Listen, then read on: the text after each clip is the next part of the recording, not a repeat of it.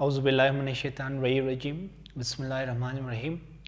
आज के इस लेक्चर में हम जो है काउंटर करंट मल्टीप्लायर सिस्टम के बारे में पढ़ेंगे या काउंटर करंट मैकेनिज़्म के बारे में पढ़ेंगे। तो आज के जो हमारी टॉपिक है वो क्या है? काउंटर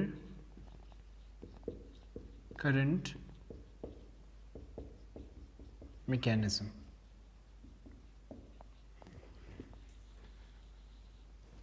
काउंटर करंट मैकेनिज़्म एक ऐसा सेट ऑफ प्रोसीजर है जिसे हमारे किडनी के नेफ्रॉन इस्तेमाल करते हैं ताकि वो कंसनट्रेटेड यूरिन प्रोड्यूस कर सके या फिर यूरिन के कंसनट्रेशन को कंट्रोल कर सके। सो काउंटर करंट मल्टीप्लिकेशन या counter current mechanism is a set of procedure that is used by the nephron of our kidney to control the concentration of urine. तो देखते हैं कि ये मैकेनिज्म वर्क किस तरह करता है। इससे पहले कि हम इसके ऊपर चले जाएं, मैं आपको जो है नेफ्रॉन की कुछ पार्ट्स के नाम बताऊंगा। नेफ्रॉन का ये वाला एंड जो कप की तरह है इसे हम कहते हैं बुमेन कैप्सूल।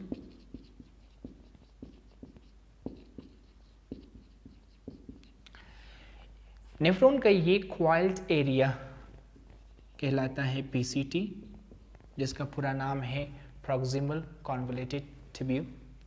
इसी तरह अगर आप देखें, पीसीटी आगे जाकर एक यू शेप ट्यूब के साथ कनेक्ट है। इस यू शेप ट्यूब को हम क्या कहते हैं? लूप ऑफ हेनली कहते हैं। This is the loop of Henley. Loop of Henley का जो है दो पोर्शन है। लूप ऑफ हेनली के इस वाले पोर्शन को हम कहते हैं डिसेंडिंग लूप, इसे हम कहते हैं डिसेंडिंग लूप। और लूप ऑफ हेनली का जो है ये वाला जो एरिया है इसे हम कहते हैं असेंडिंग लूप।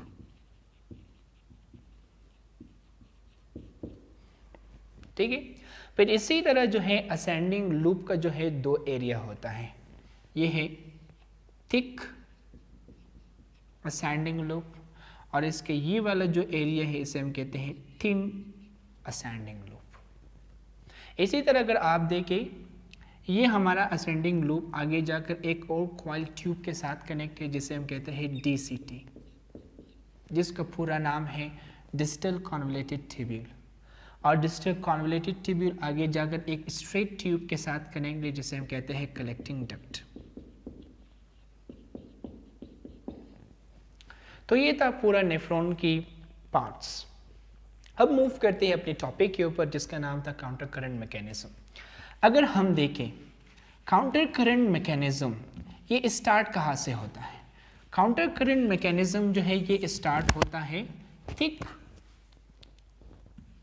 असेंडिंग लूप से। Counter current mechanism starts from thick part of the ascending loop. ये वाला एरिया यहाँ से स्टार्ट होता है।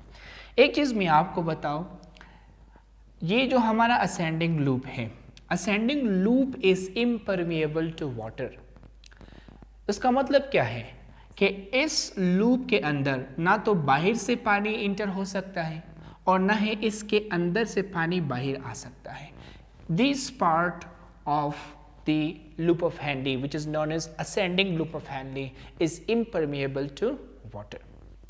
जबकि अगर हम देखें, ये हमारा जो डिसेंडिंग लूप है ये फिर क्या है? डिसेंडिंग लूप फिर परमिएबल टू वाटर है, यानी इसमें से पानी आ सकता है और इसमें से पानी बाहर भी जा सकता है। This is permeable part of the loop of Henley. ये था कि कौन सा पोर्शन परमिएबल है और कौन सा पोर्शन जो है इम्परमिएबल है। एक चीज़ मैं आपको बताऊं, वो ये कि thick part of the ascending loop, ascending loop का ये जो थिक वाला एरिया है ये फिर किसके लिए परमिएबल है? ये परमिएबल है to the sodium ion. It is permeable to sodium ion या टू सॉल्ट। ये सॉल्ट के लिए फिर परमिएबल है, जबकि हमारा जो डिसेंडिंग लूप है ये फिर सॉल्ट के लिए जो है इम्परमिएबल है। ठीक है, ये चीज़ें आपने ज़हन में रखना है। तो ये काउंटर करंट मैकेनिज्म जो है स्टार्ट कहाँ से होता है? काउंटर करंट मैकेनिज्म जो है स्टार्ट होता है थिक लूप ऑफ हेनली से। उस दिन पिछले लेक्चर में मैंने आपको बताया था, अगर आपने उस लेक्चर को अब तक नहीं देखा तो काइंडली आप पिछले लेक्चर को पहले देखें फिर इस लेक्चर के ऊपर आ जाए। तो पिछले लेक्चर में मैंने आपको बताया था कि ब्लड में से जो है फिल्ट्रेट वुमेन कैप्सूल में आता है, फिर वो पीसीटी में आ जाता है, फिर इसी तरह असेंडिंग लूप, फिर इसी तरह डिसेंडिंग, फिर डीसीटी, फिर आखिर में चला जाता है कलेक्टिंग डक्ट में। तो इस thick part of ascending loop में जब हमारा फिल्ट्रेट आ जाता है तो होता क्या है कि उस फिल्ट्रेट के अंदर मौजूद सोडियम आयंस को ये thick part of the ascending loop active transport के थ्रू इसे बाहर रिमूव करता है। कौन से प्रोसेस के थ्रू ये फिल्ट्रेट का सोडियम आयन बाहर रिमूव करता है? एक्टिव ट्रांसपोर्ट के थ्रू। एक ऐसा मैकेनिज्म है जिसमें हम एनर्जी एक्सपेंडिचर के थ्रू मटेरियल को लो कंसंट्रेशन से हाई कंसंट्रेशन रीजन की जानिब मूव करवाते हैं।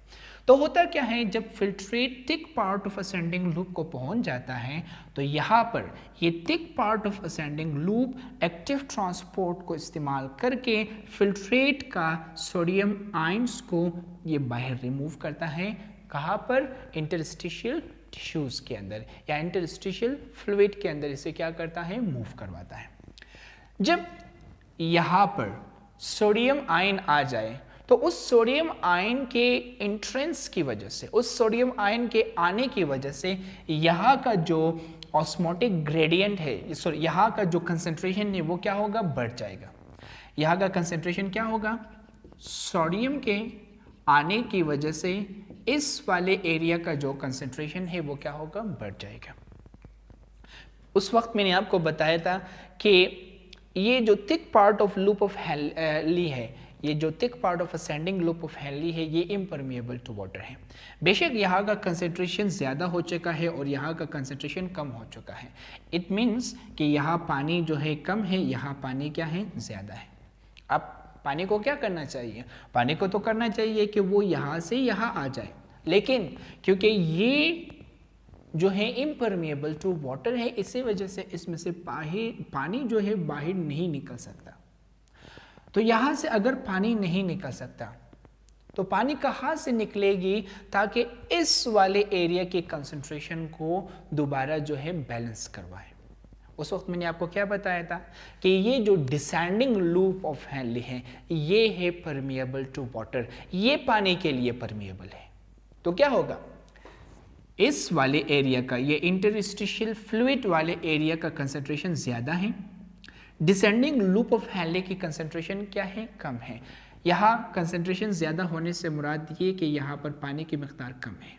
यहाँ कंसंट्रेशन कम होने की मतलब ये है कि यहाँ पानी की मिक़दार क्या है? ज़्यादा। यहाँ पानी ज़्यादा, यहाँ पर पानी क्या है? कम है। तो पानी क्या करेगा? ये जो है हाई से लो की जानिब मूव करेगा। यानी अगर कंसंट्रेशन की बुनियाद पर देखें तो ये लो कंसंट्रेशन वाले रीजन से हाई कंसंट्रेशन रीजन वाले की तरफ जाता है, लेकिन अगर पानी की केस में देखें तो ये जो है एक ऐसे रीजन से मूव कर रहा है जहाँ पानी की मिक़दार ज़्यादा है, एक ऐसे रीजन की जानिब जहाँ पानी की मिक़दार क्या है? कम है। तो यहाँ से यानी डिसेंडिंग लूप से पानी जो है बाहर रिमूव हो जाएगा और चला जाएगा इंटरस्टिशियल फ्लूइड में, ताकि इस कंसंट्रेशन को क्या कर सके? बैलेंस कर सके। पानी उस वक्त तक जो है बाहर रिमूव होता जाएगा जिस वक्त तक इस वाले रीजन का और ये जो डिसेंडिंग लूप है इन दोनों के बीच जो है डिफरेंस ऑफ कंसंट्रेशन ख़त्म नहीं होता। जब इन दोनों के बीच डिफरेंस ऑफ कंसंट्रेशन ख़त्म हो जाए तो पानी मज़ीद बाहर जाना क्या होगा? ख़त्म हो जाएगा। तो जब ये इक्विलिब्रियम इस्टेब्लिश हो जाए, ये दोनों जगह बैलेंस हो जाए, तो दोबारा क्या होगा? तो यहाँ से फिल्ट्रेट जो है डिसेंडिंग लूप से एक और चीज़ मैं भूल गया आपको बताऊं, डिसेंडिंग लूप से जब पानी बाहर चला जाएगा यहाँ पर क्या होगा? कंसंट्रेशन बढ़ जाएगा, ठीक है, और वो कंसंट्रेशन बढ़ता जाता, इसी तरह बढ़ता जाएगा और आखिरकार यहाँ की कंसंट्रेशन और बाहर की कंसंट्रेशन क्या होगी? इक्वल हो जाएगी। तो यहाँ की कंसंट्रेशन तो ज़्यादा है ना, ये हाई कंसंट्रेशन वाले फ्लूइड डिसेंडिंग लूप से फिर कहाँ चला जाएगा? ये चला जाएगा thick part of the ascending loop में। जब यहाँ आ जाए तो यहाँ की कंसंट्रेशन को या फिर क्या करेगा? बढ़ाएगा। जब यहाँ की कंसंट्रेशन बढ़ जाए तो फिर यहाँ दोबारा क्या होगा? एक्टिव ट्रांसपोर्ट के थ्रू ये जो है सोडियम को या साल्ट को बाहर रिमूव करेगा। जब साल्ट को बाहर रिमूव करेगा तो यहाँ पर कंसंट्रेशन दोबारा क्या होगा, मजीद बढ़ जाएगा और यहाँ पर कंसंट्रेशन क्या होगी, कम होगी। यहाँ कंसंट्रेशन बढ़ने की वजह से फिर क्या होगा, इन दो रीजन्स के बीच डिफरेंस ऑफ कंसंट्रेशन क्रिएट होगा। यहाँ कंसंट्रेशन ज़्यादा है, यहाँ कंसंट्रेशन क्या है, कम है। तो इस डिफरेंस ऑफ कंसंट्रेशन की वजह से दोबारा क्या होगा, यहाँ से जो है डिसेंडिंग लूप ऑफ हेनली से मज़ीद पानी जो है बाहर रिमूव हो जाएगा। जब मज़ीद पानी यहाँ से बाहर रिमूव हो जाए तो यहाँ की कंसंट्रेशन बढ़ जाएगा और इसी तरह बढ़ते बढ़ते एक ऐसा स्टेट पहुँच जाएगा जिस पर इन दोनों की कंसंट्रेशन इक्वल हो जाएगी। तो यहाँ पर कंसंट्रेशन तो बढ़ गया है, ये हाई कंसंट्रेशन वाला फ्लूइड दोबारा कहाँ चला जाएगा, असेंडिंग लूप में। फिर यहाँ जब चला जाए तो यहाँ का कंसंट्रेशन वो क्या करेगा, बढ़ाएगा, फिर वही पुराना प्रोसेस दोबारा यहाँ शुरू होगा। तो यहाँ आप देख सकते हो कि इस प्रोसेस के दौरान हो क्या रहा है कि इस प्रोसेस के दौरान ये इंटरस्टिशियल फ्लूइड वाला जो रीजन है यहाँ की कंसंट्रेशन बढ़ रही है और यहाँ पर ये असेंडिंग लूप वाले रीजन को अगर देखें यहाँ पर कंसंट्रेशन क्या हो रही है, कम हो रही है। कंसंट्रेशन कम होने से मुराद कि ये वाला एरिया की जो फिल्ट्रेट है वो क्या हो रहा है, डाइल्यूट हो रहा है। फिर क्या होगा कि यही डाइल्यूट फिल्ट्रेट डीसीटी में चला जाएगा, फिर डीसीटी से वो होकर कहाँ आ जाएगा, वो आ जाएगा कलेक्टिंग डक्ट में। जब कलेक्टिंग डक्ट में आ जाए तो यहाँ पर एक हार्मोन है जिसका नाम है एडीएच, एंटी डायूरेटिक हार्मोन। ये एंटी डायूरेटिक हार्मोन जो है कलेक्टिंग डक्ट की जो वॉल है उसको पानी के लिए परमिएबल बनाएगा। जब पानी के लिए परमिएबल बना ले तो क्या होगा, आप देख सकते हो कि इस वाले पूरे रीजन की कंसंट्रेशन क्या है, ज़्यादा है ना। ये भी इंटरस्टिशियल फ्लूइड है, ये वाला रीजन भी इंटरस्टिशियल फ्लूइड वाला रीजन है, तो ये सेम चीज़ यहाँ पर भी है। तो यहाँ की कंसंट्रेशन ज़्यादा है और कलेक्टिंग डक्ट की कंसंट्रेशन फिर क्या थी, कम थी। तो इन दो रीजन के बीच क्या होगा, डिफरेंस ऑफ कंसंट्रेशन क्रिएट होगा और इसी डिफरेंस ऑफ कंसंट्रेशन की वजह से पानी फिर क्या होगा, वो कलेक्टिंग डक्ट से बाहर रिमूव हो जाएगा और बाहर रिमूव होकर कहाँ आ जाएगा, इंटरस्टिशियल फ्लूइड में आ जाएगा, ताकि वो क्या करे, इस कंसंट्रेशन को लो करे।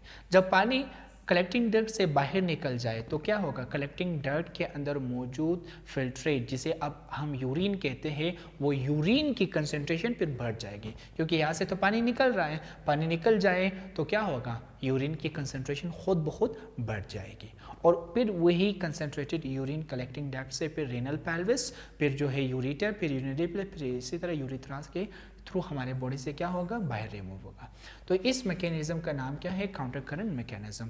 काउंटर करंट मैकेनिज्म एक ऐसा सेट ऑफ प्रोसीजर है जिसको हमारे किडनी के नेफ्रॉन इस्तेमाल करता है ताकि वो कंसंट्रेटेड यूरिन प्रोड्यूस कर सके या यूरिन की कंसंट्रेशन को कंट्रोल कर सके। तो ये आज की टॉपिक। Thank you.